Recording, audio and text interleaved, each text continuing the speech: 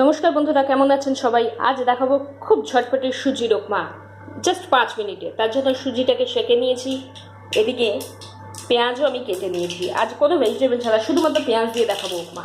এদিকে দেখুন ছটপট ছটপট করছে, সেটা হচ্ছে সর্ষে তেল আর সর্ষে দিয়ে দিয়েছি। এবার আমি দিয়ে দিচ্ছি, যেহেতু ছটপট হয়ে গেছে, এবার দিয়ে দিচ্ছি পেঁয়াজটা। পেঁয়াজটা একটু ভেজে নেবো হালকা করে।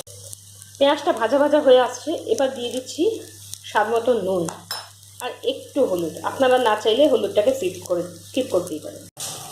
পেঁয়াজ ভাজা ভাজা হয়ে গেছে, এবার দিয়ে দিচ্ছি সুজিটা দিয়ে একটু নেড়ে তারপর জল। ভাজা ভাজা হয়ে গেছে সুজিটা, এবার দিয়ে দিচ্ছি জল। বেশি জল না, 1 বাটি সুজি হলে 1 বাটি বা 1.5 বাটির মতো জল দেবো না, নাহলে বেশি কাঁচা কাঁচা হয়ে যাবে। দিয়ে একটুখানি ঢেকে দিচ্ছি। সুজির উপমা রেডি। গার্নিশিং করে দিন ধনেপাতা দিয়ে আর সার্ভ করুন। আপনারা দেখছেন ভিলেজ কিচেন মৌমিতা, আর আমার চ্যানেলকে সাবস্ক্রাইব করুন, সঙ্গে থাকুন।